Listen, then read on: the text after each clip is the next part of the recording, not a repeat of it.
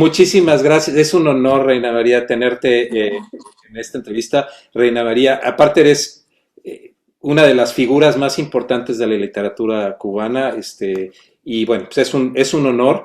Y además, tú has traducido, tu trabajo ha sido traducido al inglés ya por por Chris Track, ¿no? de muchos años. Y ella conoció, ¿cómo fue que conoció tu trabajo? ¿Cómo llegó a tu trabajo? Bueno, ella llegó a La Habana, todavía era estudiante, en un grupo de estudiantes de Búfalo. Y llegó a mi casa y yo le di un disco con texto. Me acuerdo porque estaba enferma y ahí la recibí, le di el disco y ella empezó a trabajar desde entonces. Esto hace ya 25 años por lo menos. Mucho más porque este libro ahora, La foto del invernadero, que tuvo el PEN para ella de traducción, que ha sido muy importante para ella, es un libro que tiene 25 años. Ese fue el primer libro que ella empezó a traducir. Y desde entonces hemos hecho, como digo yo, vamos como un tráiler por muchos lugares, hemos dado lecturas en conjunto y yo creo que ella sabe más de mí que yo y que los poemas son tan de ella como míos, porque ha sido un trabajo muy intenso durante muchos años. Ahora mismo ella terminó una antología, y yo le dije que hiciera ella lo que quisiera, o sea, que ese libro era su escogencia realmente, y lo que yo hice fue responderle las preguntas sobre mis conflictos con los predicados y los sujetos, etcétera, ¿no? Pero realmente ha sido mi amiga durante muchos años, y su familia igual. Y ese libro de la foto del invernadero, a mí me encanta el libro y Y es un libro para mí también. También. Es como que yo cuando tuve que leer poemas decía, ¿cómo voy a ser esa que fui, no? Ya yo no era esa muchacha que podía leerlo en el mismo sentido que los escribí en el momento que los hice. Son poemas de muchos años, ¿no? O sea que ha tenido un libro, yo le digo que es el libro Carrera de Caballo. Es el libro que ha pasado los maratones, ¿no? Pero pero no para mí no es el que más me importa, por ejemplo, ¿no? Y este siempre es el problema, que yo, como la traducción viene después, estoy por delante haciendo otros libros que van cambiando. Y a mí me gustaría mucho estar acorde con el momento con lo actual, con la voz, que en un momento va generando el tiempo, ¿no? Porque la voz va cambiando. Entonces yo le digo, cuando hice la lectura de ese libro, me cuesta mucho porque ya yo no soy esa, ¿no? claro, te entiendo mucho, pero sabes por lo que a mí una de las cosas que me llama la atención y que eso se ve también en tu trabajo es la unión, esta cosa como elástica de trabajar con el trabajo de fotográfico, con hacer un registro de la imagen dentro del texto, pero también es un diálogo con las teorías de la fotografía, en fin, hay como muchas cosas. Y luego que lo usas, esta idea de unir fotografías con textos, lo usas en otros libros tuyos, ¿no? Bueno, yo empecé, el primer libro se llama Traveling, y es un libro del año 95. Y es un viaje, un recorrido de ella y un filósofo a partir de como si fuera un video, una película que están haciendo, ¿no? Y es un libro que después Rialta, no sé si sabes que son unos muchachos cubanos que están en Querétaro, en México, reprodujeron otra vez, hicieron una edición ahora otra vez del libro, ¿no? Pero fue mi primera idea, claro, basándome siempre en el hecho desde mucho tiempo atrás, cuando yo conocí a Roland Barthes, la cámara lúcida, de la foto que falta, del deseo de completar con la foto lo que yo no puedo con los poemas, porque me gustaría mucho que fueran translúcidos, que pudieran representar más allá de la metáfora, la idea, ¿no? Y eso me ha costado mucho trabajo. Entonces, es como que la foto no tiene que ser precisamente sobre el texto, pero ocupa un lugar que para mí es importante, ¿no? Y este libro, Traveling, no había rollo, no había nada en La Habana, no había cómo hacer fotos. Y un amigo me prestó en el hospital, donde se hacían las cosas de las placas y todo, en el laboratorio. Ahí hice las primeras fotos para Traveling. Después trabajé otro libro que se llama La Caja de Bagdad. O sea que ahora se llama porque está publicado los tres juntos. Se publicó en el 17 en La Habana. Y en este libro están variedades de Galeano, que también lleva fotos, otras mitologías, salvando la distancia con las otras mitologías de Barthes. O sea, las mías son, por supuesto, mitologías de lo cubano, de tratar de buscar el sentido de toda esa mitología cubana, basándome siempre en la idea de que no voy a alcanzar las otras mitologías de Walter, ¿no? Que es un libro excelente, creo que fue del 54. Y después terminé con La Caja de Bagdad. O sea, que es una trilogía con fotos también. Y La Caja de Bagdad trata el tema de las fronteras. O sea, es sobre las fronteras, todas las fronteras, las humanas, las literarias, las reales, y tiene fotos también. O sea, que me ha encantado el tema de trabajar con fotos, ¿no? Sí, y ahora voy a terminar esto porque yo hablo mucho. Me encanta. Yo terminé un libro que se llama, ya había puesto el libro de las muñecas, pero después le puse Cortar las muñecas. Y es un libro sobre muñecas, no sobre las muñecas, mis muñecas, las muñecas de goma, las muñecas inflables, las muñecas, todo lo que hay sobre las muñecas adaptado a la pérdida de mis muñecas, ¿no? Y por supuesto de la infancia. Y entonces, yendo el año pasado a donde está un profesor que yo quiero mucho, amigo, y también poeta, Roberto Tejada, encuentro que la pareja suya tiene una colección muy grande de muñecas, de todo tipo, de todos los países, de todo. Y me dice, yo te puedo dar todas las fotos, ¿no? Pero no he encontrado dónde dedicarlo. Pero bueno, tengo el libro y tengo esta posibilidad de las fotos que me encantaría, no con todas las muñecas, porque tiene una colección tremenda, pero por lo menos con algunas muñecas, ¿no? Qué interesante, porque aparte Roberto es un súper buen traductor. Roberto Tejada, ¿sabes? ¿No? Sí, lo conozco, claro, Roberto, amigo mío de muchos años. Lo vi, bueno, eso fue en octubre del año antes de la pandemia, ¿no? Fíjate, sí, ¿no? Pero hablamos siempre sobre el tema de las muñecas y que son de Michael, que me dijo, yo te doy las muñecas que tú quieras, ¿no? Porque yo no sabía que él coleccionaba muñecas y cuando llegué dije, pero si yo estaba escribiendo esto ahora, entonces tocó la relación esa, ¿no? Está buenísimo, sí, porque aparte, digo, pienso en variedades de Galeano, por ejemplo, que tiene esta cosa como de una especie de recorrido, como una especie de bitácora de tiempo y de recorridos en diferentes espacios y todo eso. Yo digo que es mi mapa, es caminar por lo que era mi pedazo, ¿no? De La Habana, el parque, el malecón, ese lugar que era el antiguo Tencent, que después se convirtió en esa tienda Variedades de Galeano, donde yo iba de joven a merendar allí cuando iba para la escuela y después se convirtió en una tienda de Variedades de Galeano, ¿no? Se llamaba así. Se llama así todavía.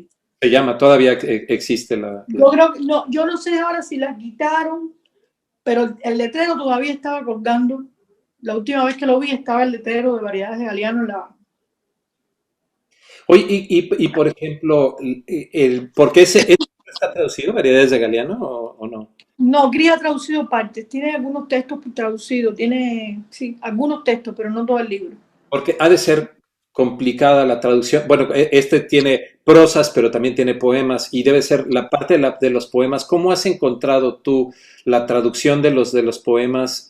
¿Cuál es la recepción, por ejemplo, de un poema traducido al inglés, por ejemplo, tuyo? ¿Crees que sí realmente se conecta con el público que los lee? Es algo que a mí me llama la atención porque, bueno, yo vivo también en un país donde no hablan español y yo escribo en español y yo no tengo ni idea si están leyendo bien o no, si traducen un texto mío. Pero ¿cuál es tu punto de vista? Yo tuve ese problema una vez cuando me estaban traduciendo al francés y entre un pescado vivo y un pez, había una diferencia. Entonces pensé, no puedo preocuparme por esto.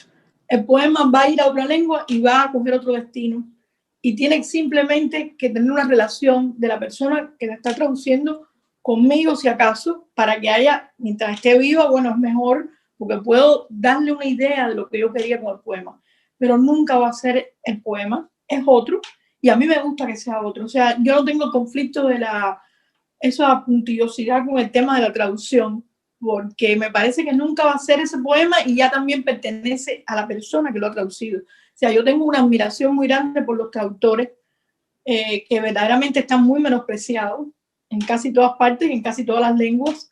Y entonces me parece importante que esa parte de ese ojo y de ese trabajo también exista en el texto. Por eso yo siempre le digo, yo me pongo nerviosa cuando Cris es la que está leyendo, porque ese poema también es suyo.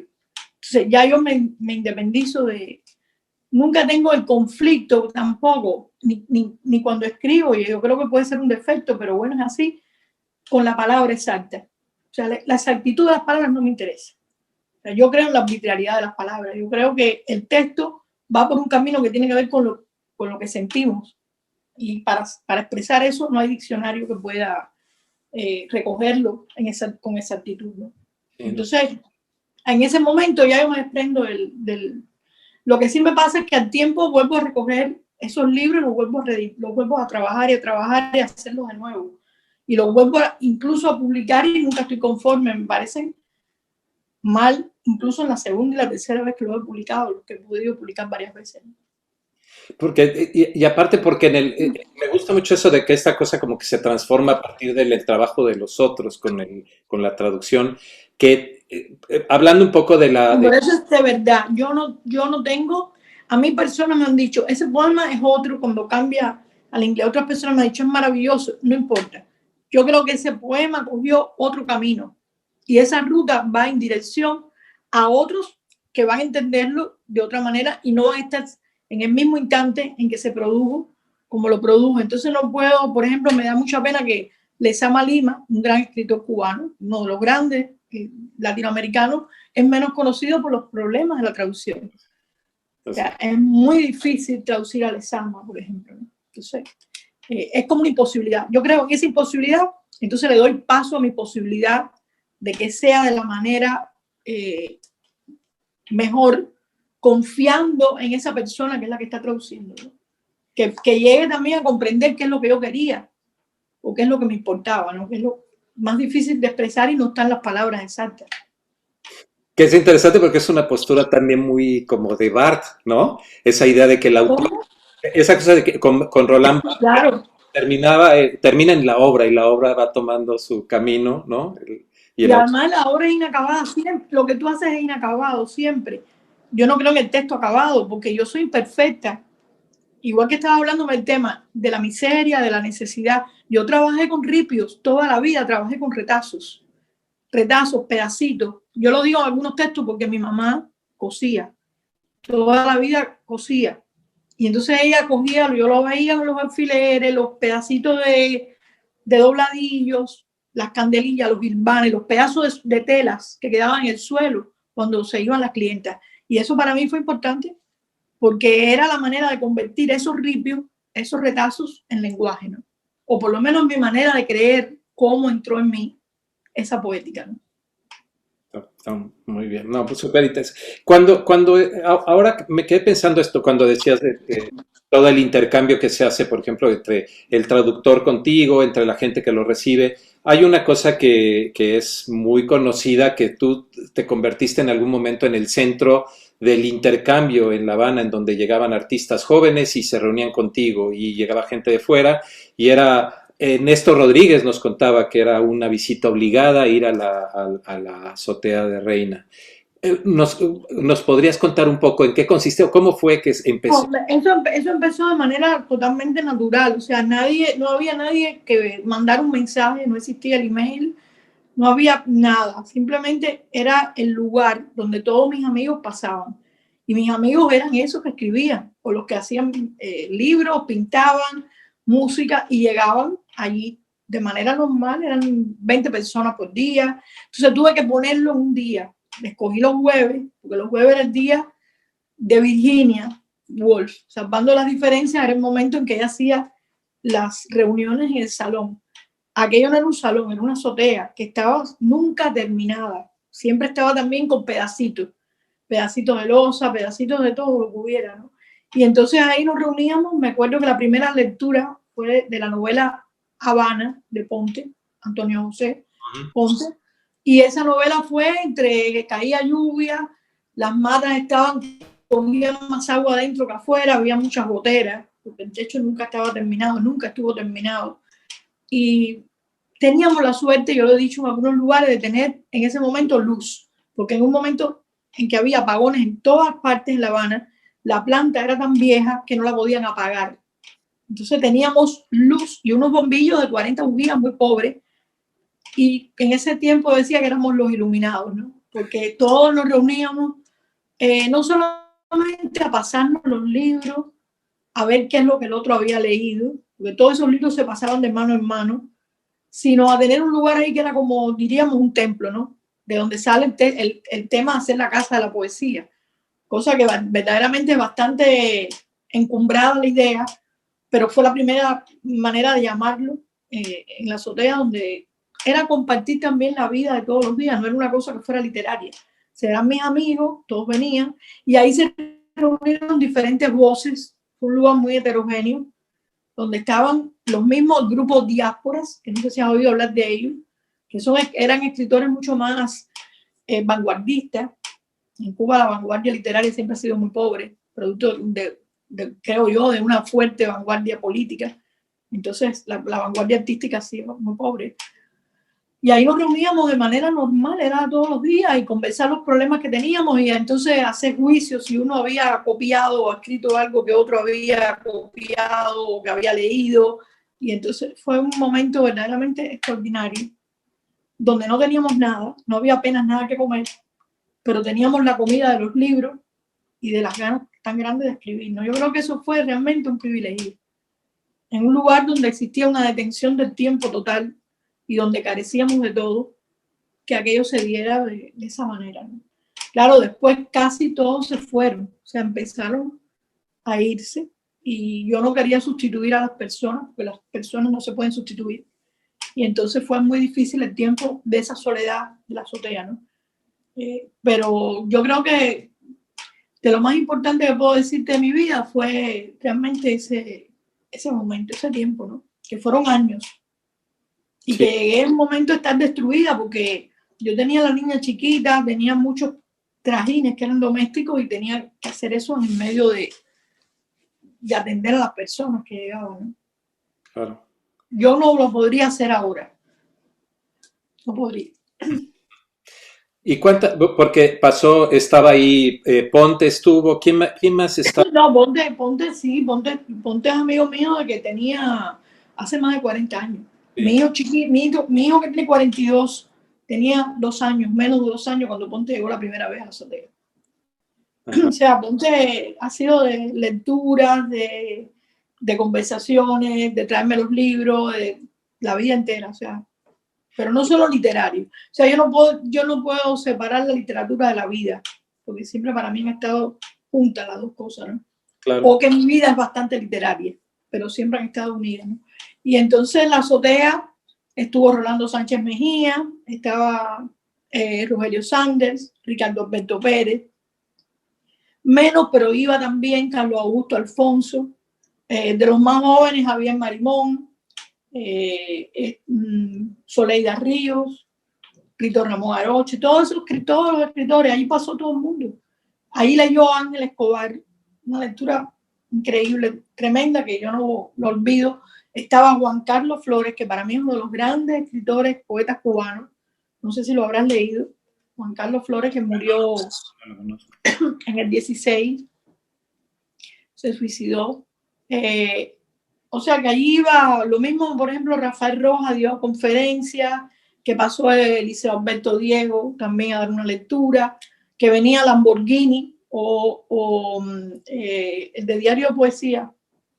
Bueno, ahora no recuerdo, Samuel Lovis, Daniel Samuel Lovis. Ah, sí, sí. Se pasaba un mes en Cuba y entonces todos los días iba a la azotea y ahí se hacían las lecturas. O sea, lo de venir los extranjeros que estaban y la gente que pasaba y llegaban, como llegaba de Oriente, del Fin Prat, por ejemplo, el poeta, y traía los poemas y los leía ahí. O sea, que fue, y en una lectura casi siempre comentada, o sea, siempre había después comentarios sobre eso.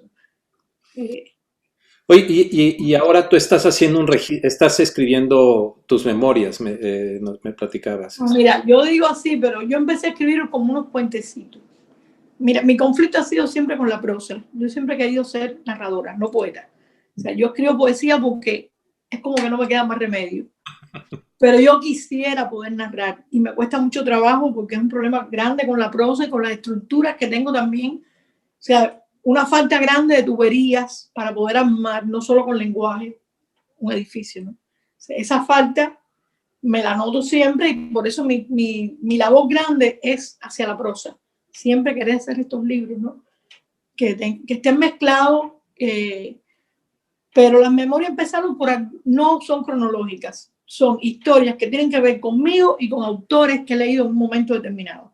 Por ejemplo, cuando leí El dolor de Marguerite Duras y ese chino, yo tengo una historia también con una persona cubano pero asiático, o sea, de bastantes rasgos asiáticos. O sea, mi historia yo la voy involucrando al texto del chino de Duras, por ejemplo, y así todos los textos están mezclados, son como pequeños fragmentos donde está mi vida, pero también está la lectura en ese momento de algún autor que me ha importado mucho.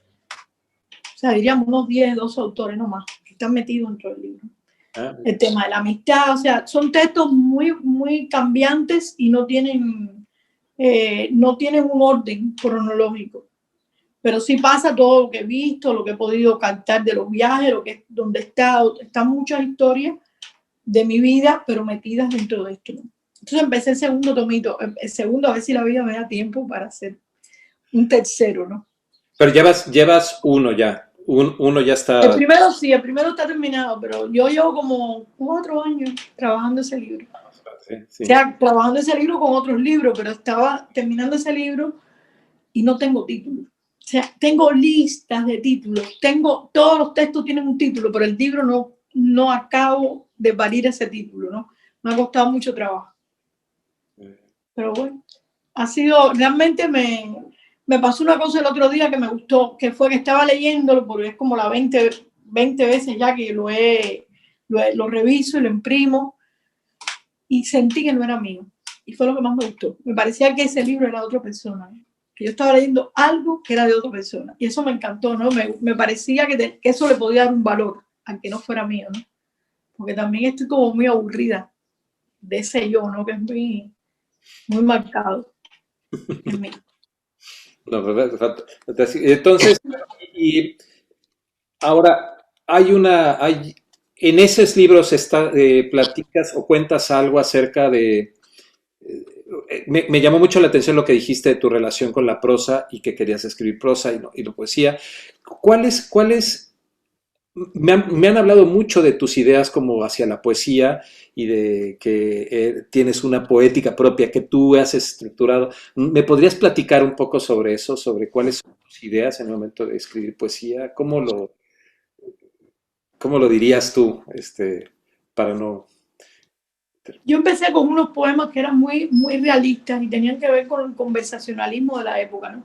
Y contrario, traté de mezclar esa manera directa y conversacional con una forma de que eso fuera lo poético, cosa que fue un fracaso, porque realmente era un tiempo de muchas vallas, de mucha representación de espíritu épico, y yo no tenía ese interés. Mi interés era hablar del ser humano, de la existencia, de lo que me estaba pasando, de mi forma humana, no me importaba nada más realmente. Pero para poder colocar eso en el contexto, mezclé los dos lenguajes. Y creo que en esas mezclas fue fatal, porque la mayoría de los textos de esa época, que son libros como Cuando una mujer no duerme, tiene algunos poemas, como diría yo, ahora serían como graciosos, pienso, pero tiene la mezcla que en momentos hizo versos terribles, ¿no?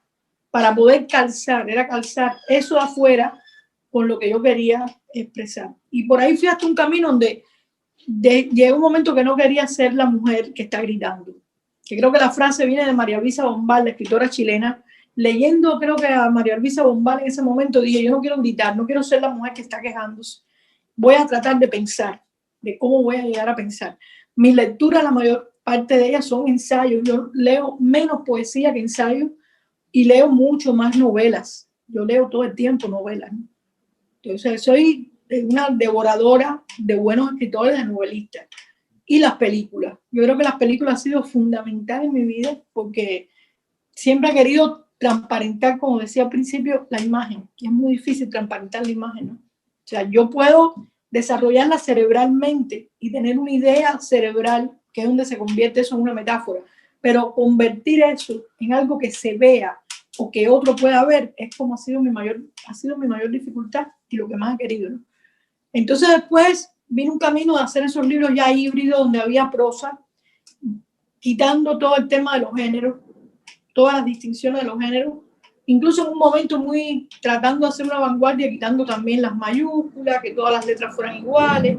Pero eso fue un tiempo que después tampoco me importó. O sea, cada libro abre un momento y es un momento, diría yo, como de celo, como los animales, ¿no?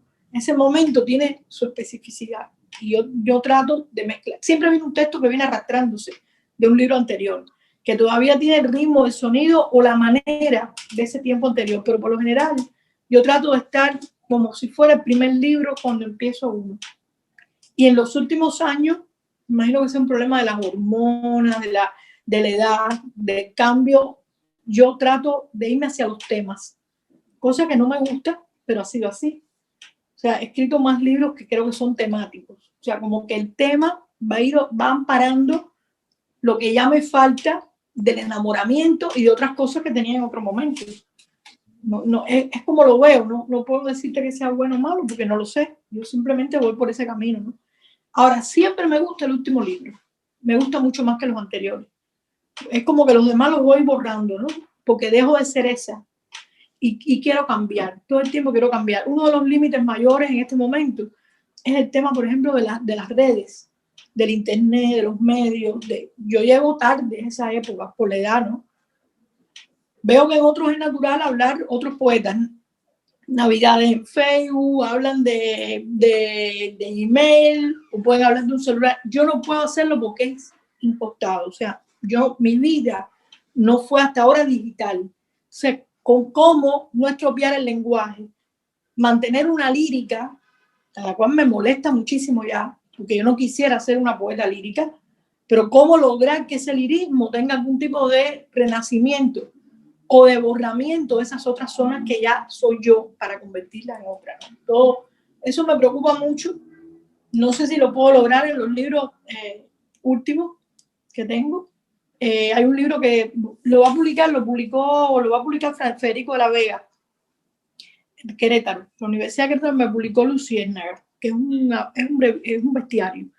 Y son poemas animales humanos, ¿no? Pero también muy temático. Yo creo que es un libro que se me deshizo porque yo intenté hacer un muestrario muy grande, podía haberlo economizado más, ¿no? Pero bueno, eso lo voy viendo ahora con el tiempo. Después de Luciérnaga, él me va a publicar uno que se llama Achicar. Achicar, como recoger todo lo que está en el fondo, con una latica del agua del bote, ¿no? Y eso tiene que ver con toda la reducción de cabeza que ha tenido también la política en un mundo como el mío, ¿no? Entonces son poemas muy agresivos, mucho más agresivos que otros textos míos y más directos en esta conversación con el tema que siempre ha sido parte, ha estado por dentro de los poemas, pero no ha sido el tema, ¿no? Yo creo que en este libro es más, sobresale más como tema, ¿no? Son más fuertes, radicales en ese sentido del tema que tienen. No sé. ¿Y ese Achicar, ese libro ya está terminado o es algo que estás... No, lo tiene, yo se lo entregué a Federico hace un tiempo y él me dijo que lo iba a publicar. Ya, ¿ahora estás trabajando en algo? ¿Estás trabajando en algún libro? Sí, porque el último, a ver, con la pandemia, yo escribí muchos textos sobre el tema ese, ¿no? A partir de un libro que a lo mejor leíste, seguro que se llama Un año sin primavera, el libro de Cohen, que me parece muy bueno, no sé si lo has leído. Sí. Un ensayo sobre eso que no lo escribió ahora, pero que es profético. O sea, yo escribí un ensayito sobre, yo digo ensayito, pero realmente yo no soy ensayista, sobre este tema de cómo había sido este año sin primavera para mí. Relacionándolo con la película de Kinky Doo, primavera, verano, relacionándola con muchas cosas, pero fue mi manera de entrar en este tema de la pandemia. Y empecé un libro, como yo no bajaba nada más que a un patio, que no es ni siquiera un jardín, empecé un libro donde todo, le puse marisma, pero finalmente le quité ese título. Tal vez le pondré Inquietud por la neblina, no sé el título, no lo tengo claro. Tengo el libro hecho, pero no tengo título tampoco. Sobre esa manera de ver algo que yo nunca tuve. Yo nunca fui bucólica. He vivido en ciudad, no en reparto. Y ahora he estado metida en un lugar donde todo tiene que ver con las hojas que estoy viendo, las ardillas, las lagartijas. O sea, me ha cambiado. Y eso se convirtió un poco en el miedo a no saber que es un jardín, que es el tema realmente del libro, ¿no? Está súper, súper bonito, súper interesante. ¿eh? Muy bueno, sí, sí, sí, no, buenísimo, fantástico.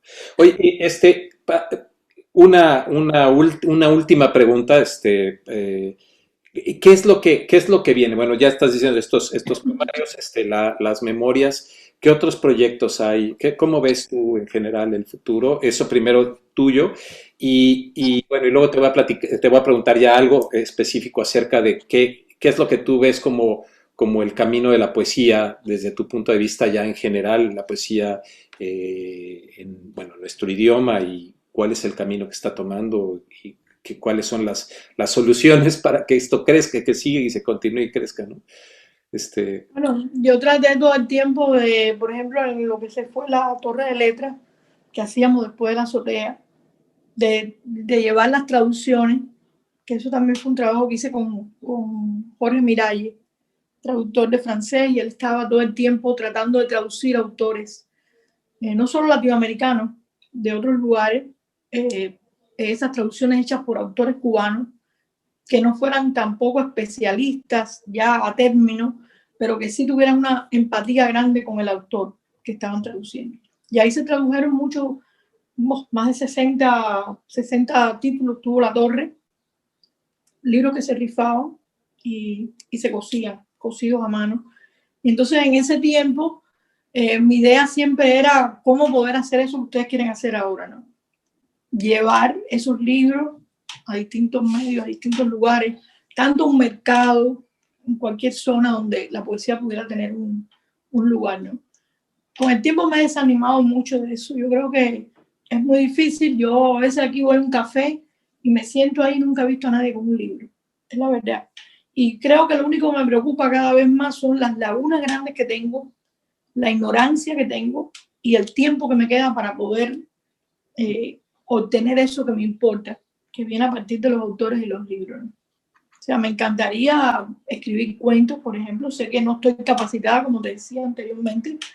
Es un problema de estructura, pero me he leído Tobalí Munro, todos los autores que realmente me han importado. Leo constantemente a Isaac Dinesen de nuevo, a la baronesa, a la gran escritora. Y entonces lo que quiero es tener tiempo para poder leer y poder ver más cine. Es como algo muy contra lo que está ocurriendo, o sea, porque a nadie le importa. O sea, tener una conversación sobre el libro es casi estar loco en este momento, como lo veo, y eso me pone verdaderamente mal, eso es muy doloroso, y me doy cuenta que ya es algo con lo que no puedo y que entonces vendrán otros momentos donde eso de nuevo renazca. Pero ahora mismo la azotea, donde me quedan allá un poeta que se llama Ramón Ondal, que es muy buen poeta, ha publicado como 2 o 3 libros ahora, Ricardo Alberto Pérez, está Carlos Augusto Alfonso, sería imposible hacerlo en este momento. Porque en aquel momento eso era algo, como te decía, natural. Estaban ahí. O sea, la azotea existe porque estaban ahí las voces, estaban las diferencias, estaban los gustos, estaban los lectores. Pero en este momento, que no creo que ni allá, ni en Cuba, exista ese instante, ¿no? Que yo no creo que sea te decía que era un privilegio, pero no creo que sea algo que nos distinga, pero sí una diferencia. O sea, los libros en Cuba llegaban tarde. Teníamos 20 años, por ejemplo, después que un libro había pasado, ya Derrida estaba olvidado o estaba olvidado cualquier autor y nosotros estábamos en ese momento recibiéndolo como una sorpresa, ¿no? O sea, todo llegaba tarde y de contrabando. Entonces yo creo que ese momento, eso es imposible ya. Es lo que siento. Me apena mucho, pero lo que me queda es lo que yo puedo. Yo no puedo hacer otra cosa. O sea, yo lo único que puedo hacer es eso.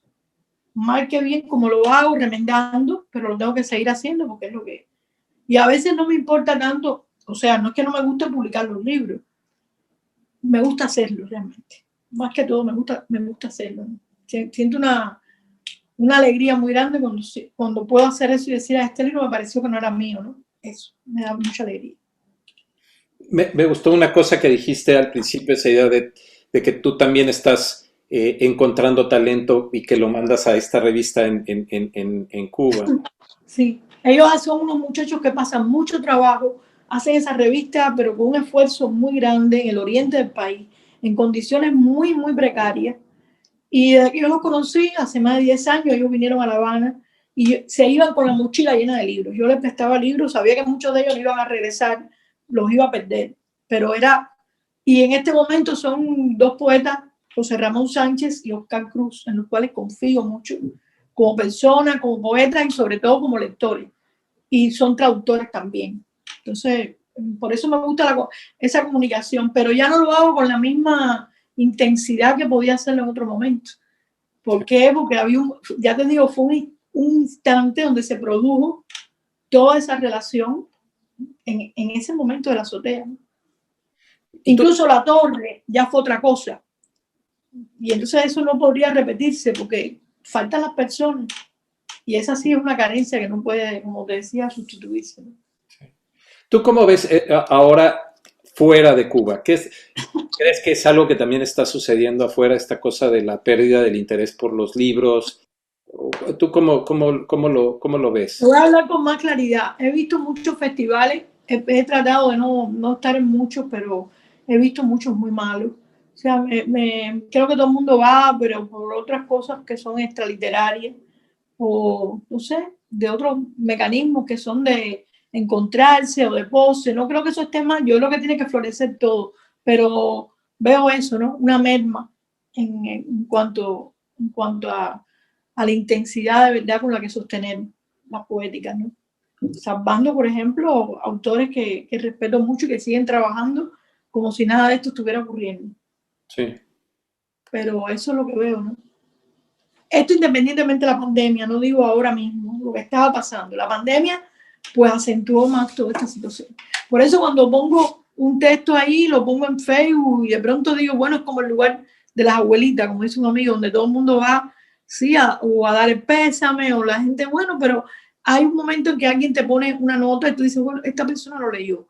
10 no lo leyeron, pero alguien lo leyó. Y entonces, realmente, mi idea con los textos son para mí. O sea, yo no tengo la idea de escribir para nadie, esa es la verdad. O sea, yo escribí para ver si me podía comprender mejor, para ver si no enloquecía con el convivir.